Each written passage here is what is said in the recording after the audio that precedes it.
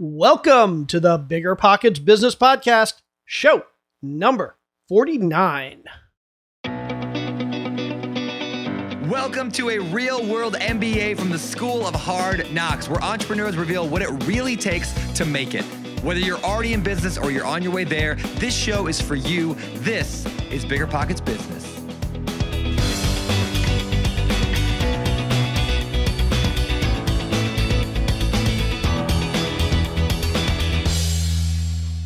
How's it going, everybody? I am Jay Scott. I'm your co-host for the BiggerPockets Business Podcast, here again this week with my wonderful co-host, Mrs. Carol Scott. How's it going today, Carol?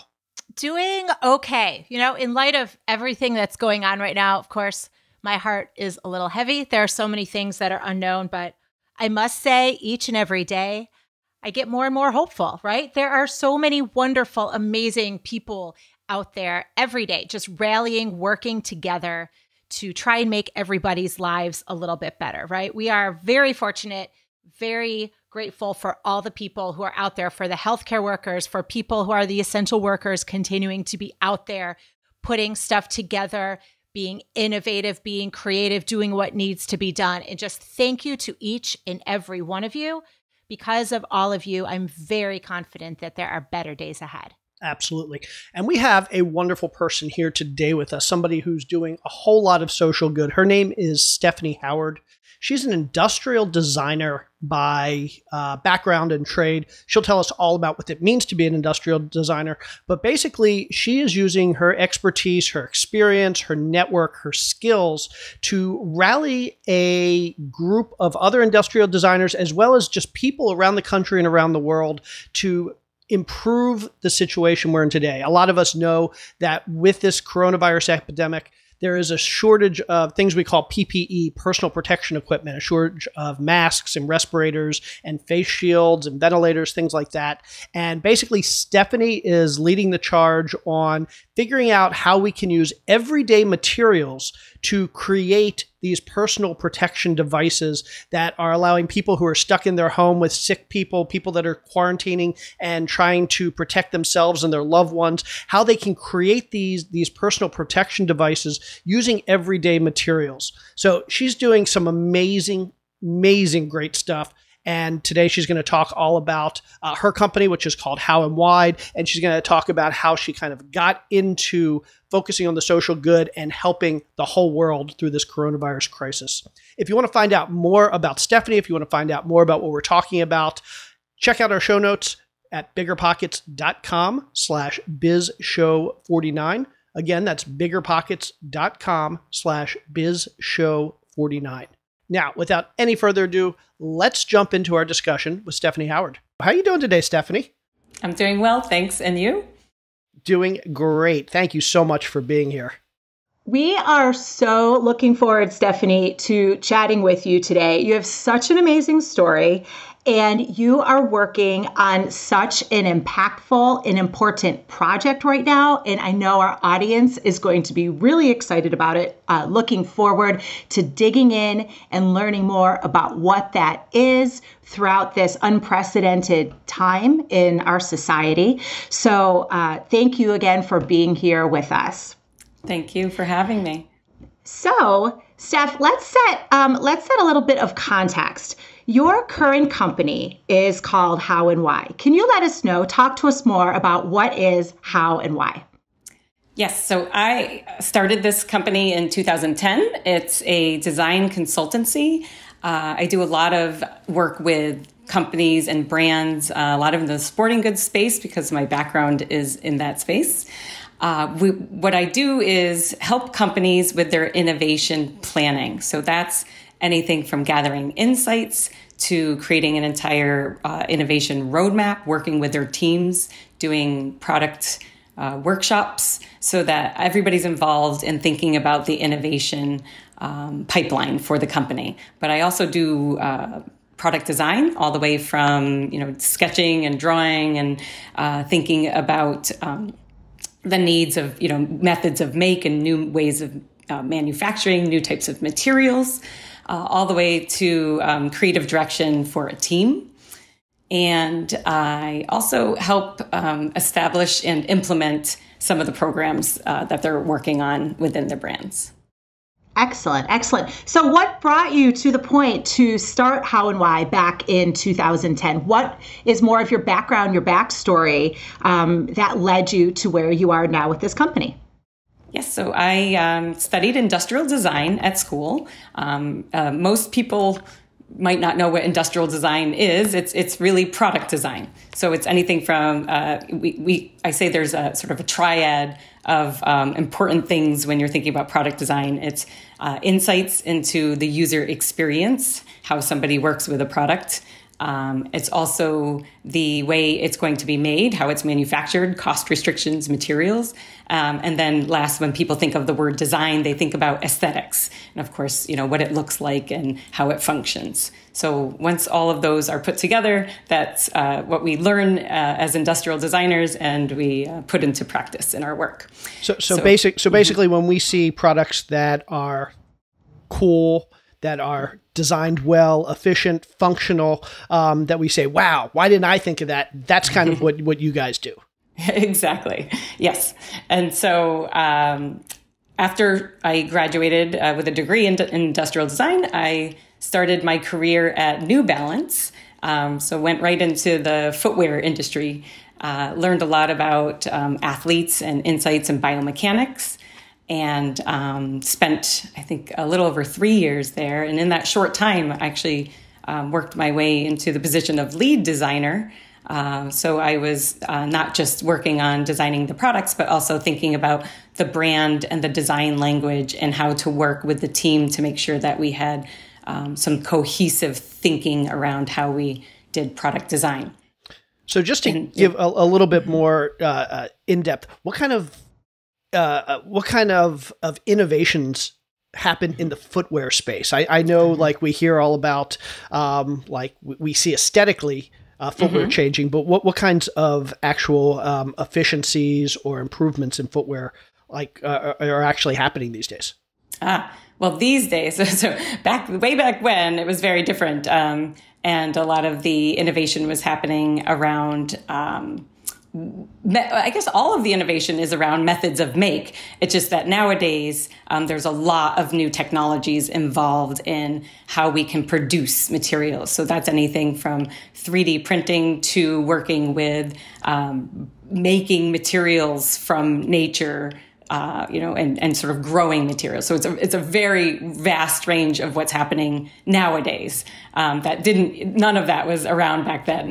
Got it. So a lot of your expertise and a lot of the work you've done has actually been in the manufacturing space, creating or innovating around the manufacturing of products. Yeah. So when I talk about innovation, and I know that's a broad word for many people, what I spend a lot of time thinking about is how we will make things differently. Sometimes it's about manufacturing. Sometimes it is about solving a problem that, people have, a usability problem, or just maybe some white space where there's nothing that exists that's, meeting the needs that people are looking for. And it's not easy to assess what those needs are. So a lot of what I do is also working on gathering insights and going into people's homes and, traveling to different spaces, talking to thought leaders to try to figure out what's on the emerging future and how we might implement some of those changes into how we think about design. And so I refer to those social and cultural changes that are happening as macro trends. And so it's a little bit different than seasonal trends and fashion trends. With colors changing and, materials trending that, we think about in fashion. Macro trends are more of, how is the world changing? I mean, I guess we can think about today. There's some big shifts in probably how people are thinking about macro trends now than what we were thinking about a month ago, if you will. Yeah, excellent. So fantastic. Thanks for giving us more information about that. So you're at New Balance, and then what happened after that?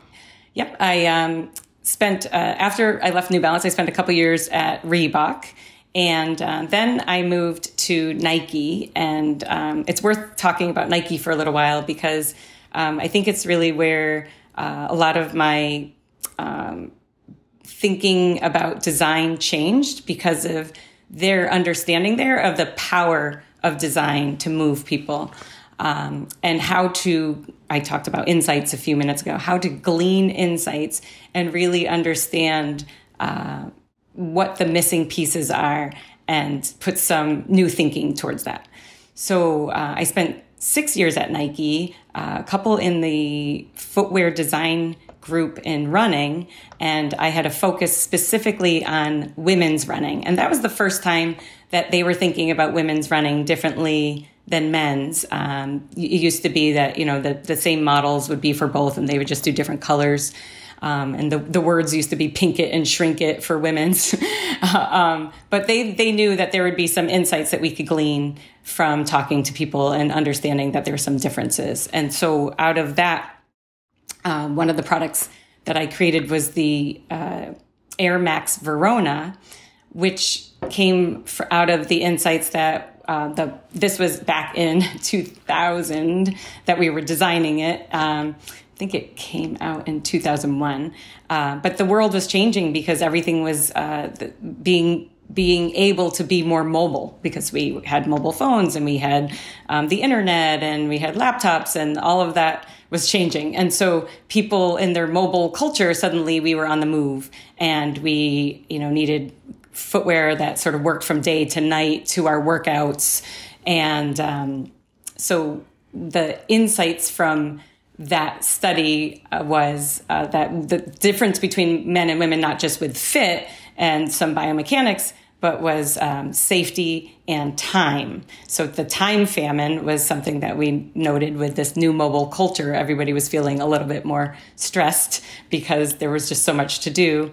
And safety was an issue that women runners were feeling different from men, because if we're running alone on a trail, even if it's a trail where we might pass other people, we're still feeling a little bit more vulnerable. So we designed a safety whistle to be stored in the little pocket of the shoe, and it could be worn around your wrist when you're running, just so you knew that you could sort of make a noise if you ever were in that situation where you needed to.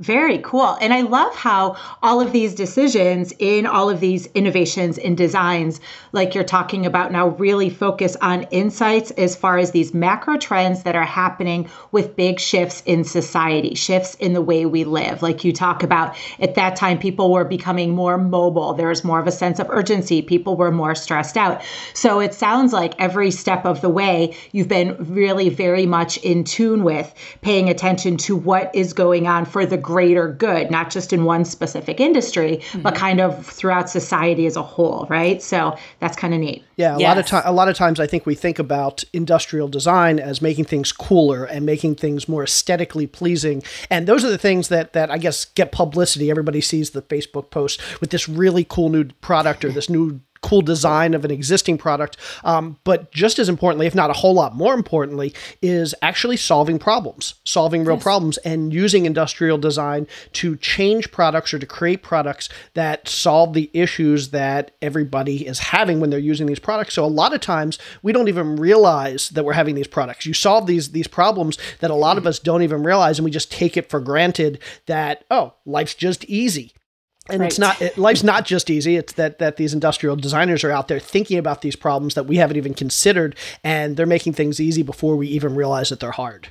Yes, that is. I love that definition of it, because it is true. It's sometimes it's hard to explain, and especially with the wording industrial design. I mean, there's no way anybody's going to pick that up out of it, but it is. It's what we do every day, and awesome. So fast forward a couple years, and you started How and Why. Tell us a little bit about what led you to start your own design firm, and what was your focus there? I mean, did you stick with footwear, or did you kind of branch out into other industries? What is How and Why? How did it start, and what does it become today? Sure. Well, there was a big zag that I took just before How and Why, after I worked at Nike and running, and then I was also in their hockey division. I was the creative director of Bauer and Nike Hockey. Right after that, I went to Seventh Generation. So if you see the trajectory of my career, it was all in the sporting goods space. And then suddenly I was at a company that was all about sort of business for social responsibility. And they make consumer packaged goods, everything from laundry detergent to diapers. And it seemed like a big zag, and people might question why. But it was part of the journey to get to how and why. And that is because I was really looking to do something that worked with social responsibility in design. And as much as I was learning and loving the work I was doing at Nike, I was interested to see where else I could sort of span my thinking to other types of products. And so an opportunity at Seventh Generation came up to run their innovation. And so I did some work there. And I think that really broadened my horizons in a way on both how to glean even more insights with different types of users, going into people's homes and talking to new moms about diapers and their concerns about their children and chemicals and, sustainability and all of those things. And so that was just a really great time for me to start to understand sort of the breadth of where really good insights can take you, and just got me interested in doing more of that type of work. And so in 2010, I decided to, sort of leave Seventh Generation and launch How and Why. I was getting a lot of calls from my network on, with some interesting jobs in, a lot of it in sporting goods and places that I've worked before.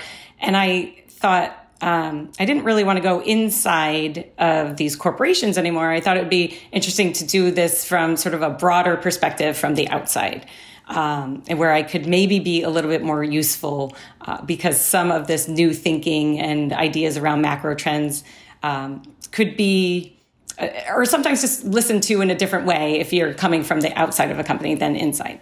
And so that's when I started How and Why. And, it started off, I had sort of one long-term client that was New Balance. So I had sort of come full circle and did a lot of work with them. And then I started to broaden the client base, and I have a few clients who are, I like to keep long-term relationships if I can with clients, because we're not just, doing one-off projects. We're trying to sort of build these innovation pipelines. So I like to work either as an ad hoc sort of innovation department for some of my clients that are smaller, or with their innovation teams for some. So, for example, VF Corp is a company that owns Timberland, the North Face, and Vans, and they have a full innovation team. So I'll work with that team on projects that they are, needing some extra insight or, maybe leadership from my background. And I'm working with a small group right now of outdoor brands that are looking to sort of start to build an innovation program. They didn't have much of a structure for that. So I've come in, worked with their teams, done some innovation workshops, and we're building basically a roadmap of innovation projects. And that work's been really interesting because one of these big macro trends I was mentioning, is really about sustainability. And there's so much complexity to sustainability these days. And a lot of companies that are smaller with smaller teams don't want to, or maybe it's not that they don't want to, they just don't know where to start. And so it's not on their agenda when I come into a meeting. And so I will bring that. I've said before, it's irresponsible of me not to bring up the fact that, it's really important to think about sustainability. And it's finally, we're in a space where, people actually care and are willing to put their money behind it. So that is, it's a great place to start with new companies to, kind of give them that background and say, hey, we're going to take some baby steps on this journey. It's not that you can get there right away. It's very complex, but, you need to start now.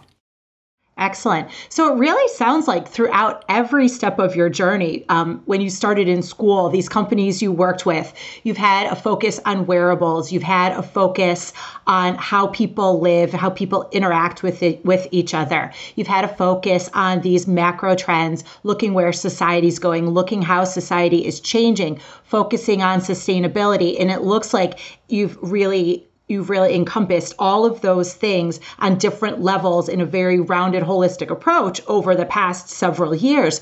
So now you're working on bring that to the present day. Right now, with this coronavirus health crisis that we're dealing with, you're working on something that it takes all of the best of those things that you've been doing for all of these years and channeling that energy into something new. Before we talk about exactly what that is, though, I would love for our audience to get an understanding of this is something that is really, it's taking all those pieces, like I said, and it's channeled into the healthcare space. So can you talk to us a little bit about how that became a focus and something that was top of mind for you, being able to round out your experience with something healthcare related? Sure. There's a couple things here. Once, a while back, in my early 20s, I actually had a brush with cancer and some major surgery. And it really changed my perspective on what I wanted to accomplish in life. And, bringing that, something that happened so long ago to present day, I think it's part of why my perspective on taking what I can do in terms of what my expertise and skills and bringing that to something that can help a lot more people and make a big difference in life. That's something that's really important to me. But also, given specifically to coronavirus and what's happening now, I had a pretty major experience a couple years ago helping my mother who went through a major health crisis.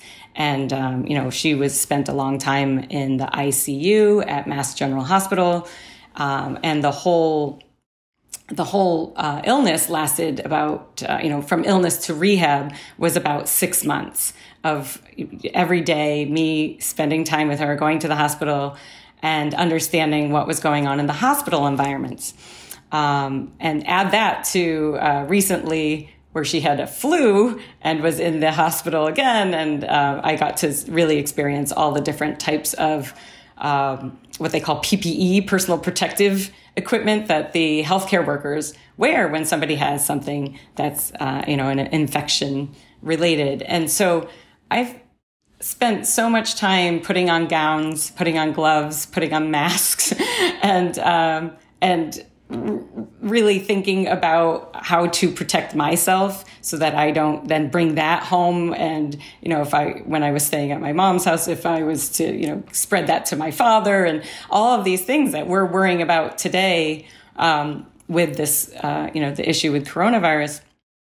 And so I started thinking about what's going to happen if my parents get sick. And it led me to think I need to have a face shield. I don't have a face shield.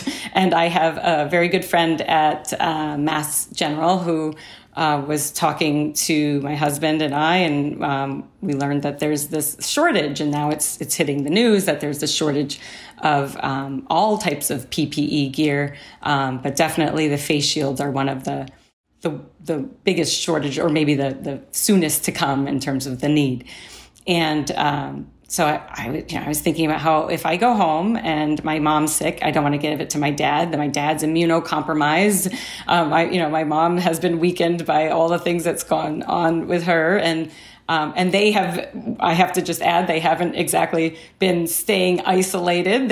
My mom's a therapist, so she's been seeing all her patients, and my father's an accountant and certified financial planner, so he's been seeing all his clients. I finally got them to stop, but what I needed to do was come up with a plan in case they get sick. So I started to design something, and I was drawing it up, and then realized nobody knows they need a face shield, or at least very few people. Right? There's all this talk about masks and the face, the part that goes over your nose and mouth. And yes, there's a shortage there. And yes, we need those also. But if you're dealing with somebody in your home today that starts to cough and probably has the coronavirus, that's airborne, and it's your mucous membranes that you want to protect. So that's your eyes and your face, and you want to protect it with a face shield. So I started to think about, what can I design? I can't really get out to a lot of stores. What can I order? And did some drawings, posted it, and said, oh, this is, or actually didn't just post it right away. I thought this should be posted because I don't think people know about this, that they might want to think about having these at home. And then people in my network, so this is on Instagram. And so people, in the design community and elsewhere started sending me, well, look what this person's doing and look what this person's doing. And I realized that there's a lot of people doing, starting to think about the same thing in the design space. And they're trying to solve for the healthcare workers because there's the shortage there. So there's two different things that sort of I'm involved with that came out of this. And one is trying to help people at home, get out the message that they're going to need a face shield if somebody's coughing a lot and they're trying to take care of them. And how they can build that face shield very simply with things they can find in their home or things that they can easily get, an order, whether it's Amazon or from their local hardware store. So that's one side of this. And this is, I do have to say something about this. The design, we talked about the, aesthetics and methods of make and, efficient manufacturing. This is the opposite of that. This is solving something that somebody can make today, do it yourself in your house with what you have. But on the other side of that is the search to quickly manufacture something for the shortage that's existing in hospitals. So there's a large group of people, all a little bit disparate right now. And so there's some people that have come together, and I'm helping to introduce the groups that I'm learning about together that are really just jumping right into mass manufacture. So these are maker spaces. So you might have heard these people, there's the people doing 3D printing versions. There's other people doing sort of what's called CNC cutting, laser cutting and assembling of parts.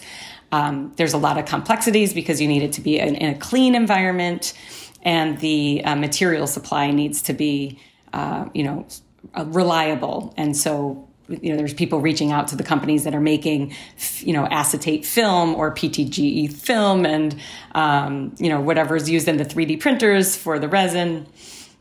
So it's a lot of challenges. There's a lot of people working on that. So I'm trying to keep my focus on the do-it-yourself face shield at home, and helping coordinate anybody that I'm seeing working on the made for hospitals. I absolutely love this, Stephanie. So it sounds like you, as well as many other people throughout the design community, are really tapping into their expertise, are really looking at, yes, there are a lot of other projects we have on our plates right now, but this whole issue is a much bigger issue for society. Let's put aside what we're able to put aside right now and really focus our energy in all those things we're really good at into solving these problems for both people at home, like you're talking about for the do-it-yourself, as well as on a much more mass level, right? So I think that's I think it's a really powerful message. So major kudos to you and your team in your network of all these people in these different industries for looking at this on such a big level. I think it sets such a great example for all of us right now, right? All of us as entrepreneurs, as small business owners, as just smart, resourceful people. It's really our opportunity during this time when things are really uneasy, are really very much unknown, to tap into our networks, to tap into our expertise, to tap into those resources that we have and see how we can contribute to the greater good. And it's a really nice time for like all those mission-based things to come really front and center.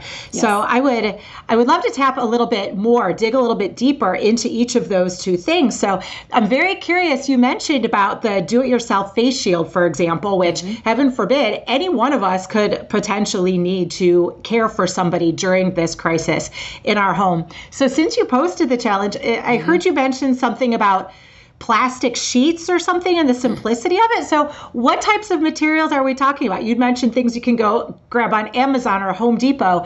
What are these basic level type of materials that people are submitting? This is fascinating. Yes. So we spent, my husband is also an industrial designer. His name is Ben. And he and I this weekend spent some time building some protos prototypes of these ideas. And so he was able to order from our local art store a roll of acetate. But you can also find acetate in transparency films that teachers use. So, I think there's potentially a Staples connection or, office supply store connection there. I was thinking, what if somebody had the most immediate need? In other words, somebody starts coughing today and they can't go out and order from Home Depot or to their art store and get some of these rolls of plastics. So I did a one that I'll post on this site with the hashtag DIY face shield. I made one, and it's there's no beauty involved here, with rolling up washcloths and 2 binder clips, a regular rubber band elastic, and a Ziploc bag.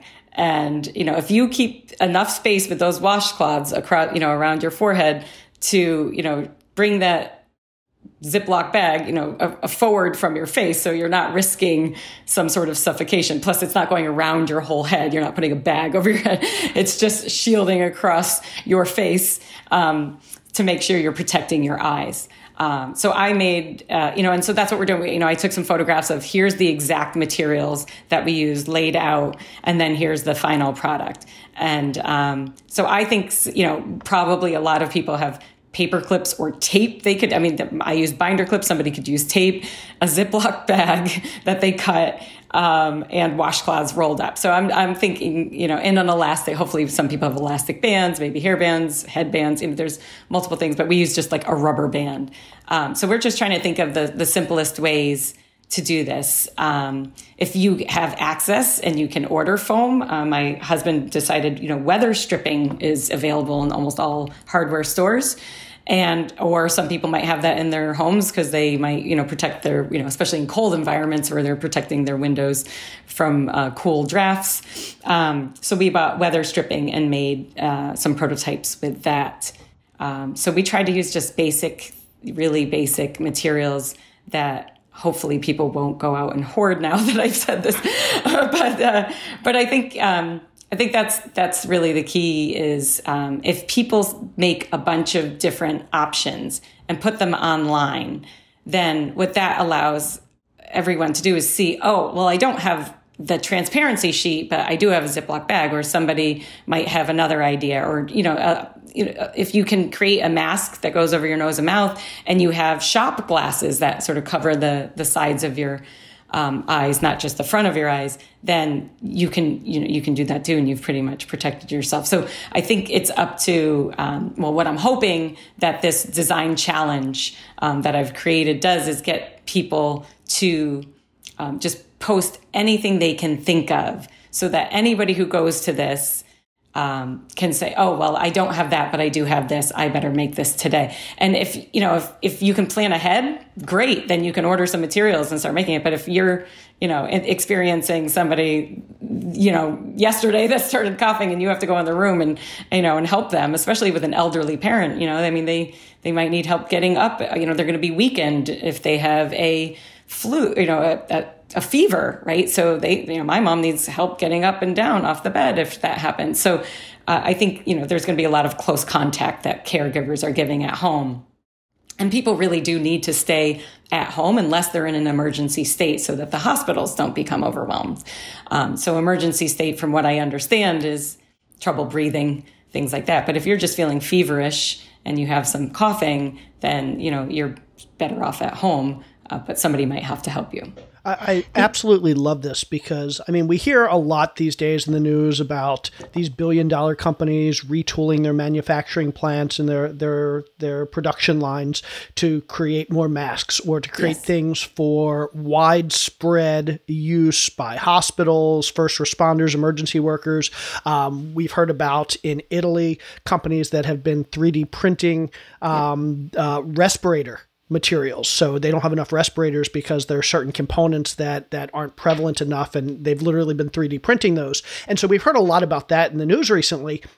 But what we don't hear about is we don't hear about people like you and me and the 350 other million Americans and 6 billion other people on this planet that don't necessarily have access to those things that are being produced. And so a lot of us, like you said, it could be that today everything's fine. We're not thinking about it, but tomorrow somebody in your family starts coughing, somebody in your family gets a fever, and you realize I may need to take precautions right now. I can't go and order something on Amazon that'll get here in 3 weeks. I can't necessarily go to the store that might be closed and just buy something.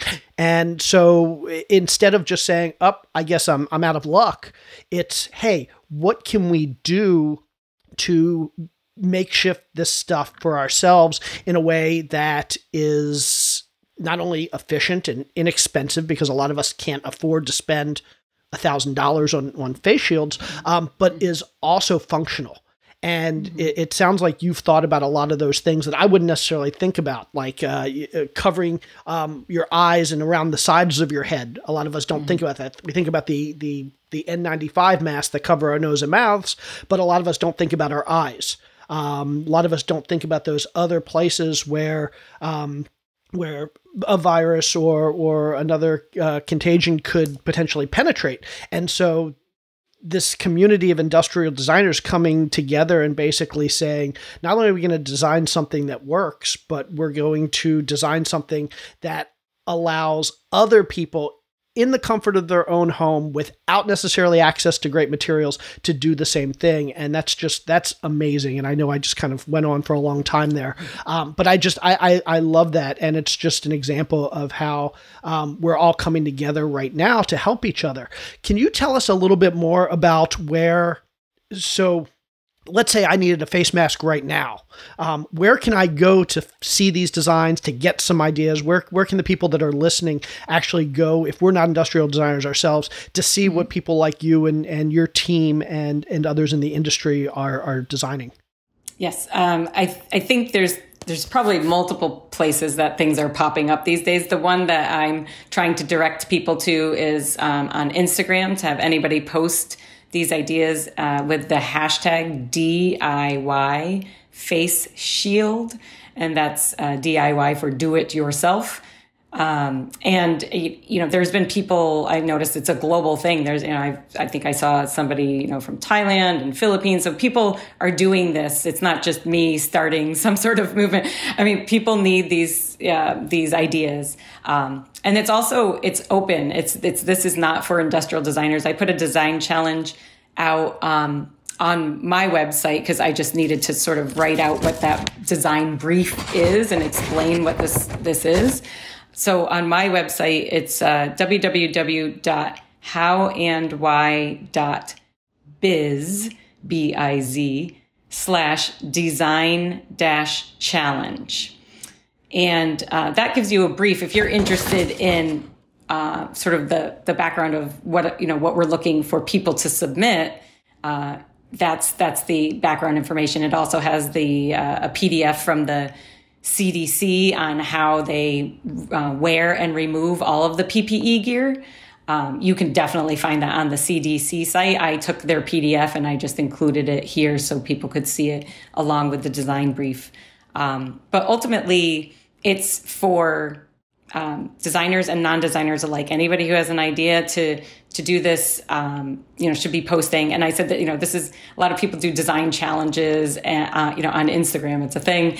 And, there's the person sponsoring it will kind of post the best ones. That's not what I'm doing here. I'm sending it to a hashtag. I'm just saying everybody and anybody, and other people are already on this hashtag. Like, please, if you have an idea, send it here. Try to get the word out that if you're looking for ideas and you need something today and you're at home, this is the place to go to see what you might be able to build right now. Or if, you can plan ahead, great, build today for if it happens in a week from now. So face shield sounds like it's one of the big challenges these days for obvious reasons. Are there other examples of PPEs that industrial designers are trying to help average Americans tackle as well? There's a lot going on with face masks and people sewing, and I don't have it here. Maybe I can send it to you if you do some kind of show notes or something that we could add later. I know there's a wiki with a explanation of a pattern for how to cut fabric of your own and stitch your own face mask. And there's definitely a lot of designers. So this is not just industrial designers, like anybody who knows how to sew is out there trying to make these both for hospitals. And I think if people need them at home, there's a lot of communities, and I'm just learning about them. So I'm not I'm not in charge of all of these. I'm just learning of them because it's great. What I did made people reach out to me and say, hey, have you seen this? And then I joined a large video conference on Saturday morning of all the different people that were doing the 3D printing and the making for the hospitals. And there was a woman on there who is part of one of these Fab Labs. I think it's the one that I was connected to is called Artisans Asylum. It's in Somerville, Mass. There's lots of maker spaces. They're called, all over the country that are trying to get involved. A lot are, connected to universities. And so I think there's a lot of people posting patterns. So I imagine you could even Google, face mask, sewn pattern, and you might get to some of these places. But I know there's a wiki with patterns on it that people can go to, and if they know how to sew, or willing to cut up some material and do that. What else? There's a group of people that are looking into and talking about gowns for the hospitals. It sounds like this is just this amazing time of all these people. You're mentioning people at universities, at hospitals, in maker spaces, labs, designers, all these different people just reaching as far as they can, just reaching out for connections within their network to get as many people and as many resources on board. Do you have any thoughts and tips about just, the rest of us who are not designers, who are just your average, everyday entrepreneurs, just people with life in general? Any thoughts about, how we can go about helping even more by reaching out to other people we know? I mean, was that an easy decision for you to do that? Did you feel like, oh gosh, everyone's got so much going on already, I don't want to burden them? Or have people been really receptive and open to jumping in and supporting these causes? Yeah, I think it's been everybody's just supportive. I haven't gone and searched out people. People are sending things to me that people are already doing. So I made, public this idea around, hey, people need to think about face shields. And next thing I know, everybody's sending me, this is happening. And then I've decided, well, maybe all these people don't know that these other people are working on it, so I can connect them. So if you're trying to get connected, it's, I have to think about that because there are definitely a lot of people. Maybe call your local, look up a local maker space in your community and see if they're working on this and say, do you need extra hands? Now, one of the biggest issues is we're supposed to be social distancing. And so that's going to be an issue. It's not like we can get a bunch of people together in a factory all next to each other, making things for hospitals in a clean environment. And so it's complex to help, Sure. But for sure, I think definitely if you know how to make things, if you know how to sew, there's a lot of people doing the fabric face masks that are washable. And I think hospitals are happy to, some hospitals that have the ability to sterilize those are happy to have them, from what I understood from a conversation I had. So yeah, I think just start looking around and seeing, what's happening in your community maybe. Very cool. So what else would you like to share with us, Stephanie? Again, major kudos to you, to all your colleagues, to your network, to all these people who are just rallying around these solutions. Is there anything else you'd like to add and share with us? Yeah, I think it's just that there's just so much going on in this world, involving ingenuity. One example is for the healthcare space, the one that I was talking about, where people are trying to mass produce. I mean, I saw in this group email chain that was happening this weekend, there's a group out of Wisconsin, a design studio called Delve, and they created a design that looks, it's very, very, very similar to the ones that the doctors use today. And they worked with the University of Wisconsin Makerspace, and they built a bunch, and then they talked to hospitals, and hospitals seemed to approve it. And then there's a group that does cycle manufacturing, and they're trying to get involved because they have a factory that's not open right now. How can they help? And so I think it's a beautiful story of people coming together to try to do something, and I think that's just really the word is, try to educate people that they know that, on what they need to know to protect themselves if a family member is ill.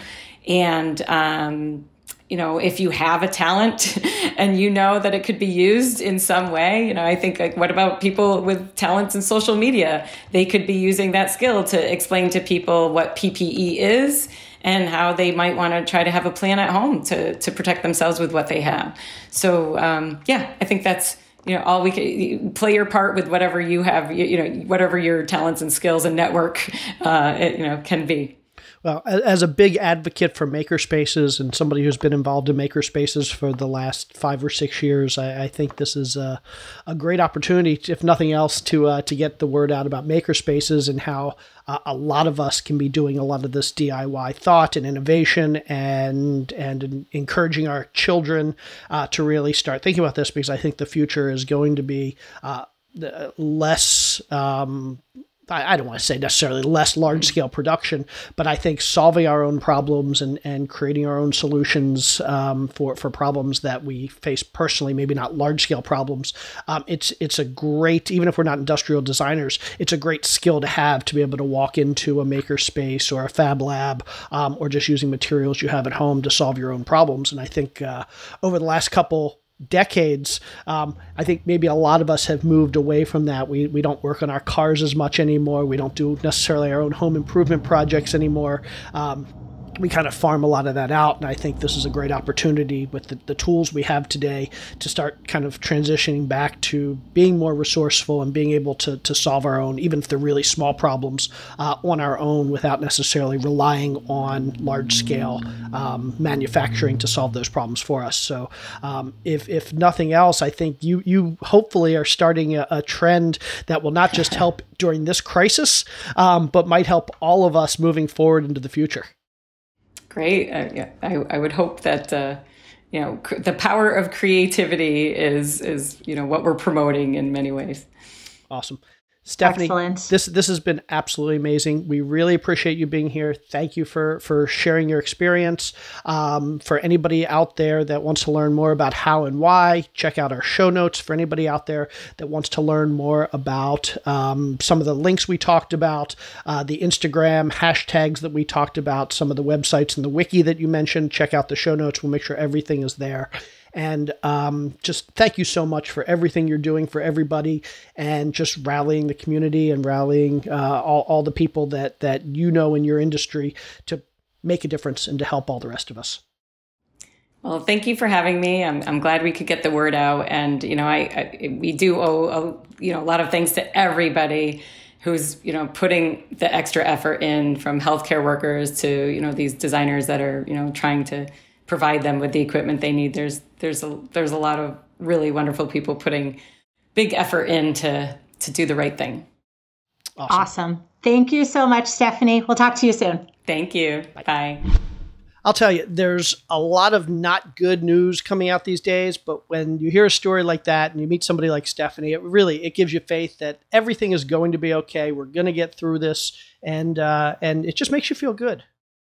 It really does. And truly, it's really wonderful thinking about the fact that we all have so many of our individual kind of like micro level issues going on right now, yet there are so many people that are happy to put all of those things aside, the regular issues, their work projects, and so on and so forth, and focus on the bigger picture, focus on people coming together to get through this together. And I think it's really inspiring. I think it's really noble and very commendable. And I'm so grateful that there are people out there like Stephanie doing things like this. So major thank you. Yes, absolutely. Thank you, everybody. Everybody, you hang in there. You have a wonderful week.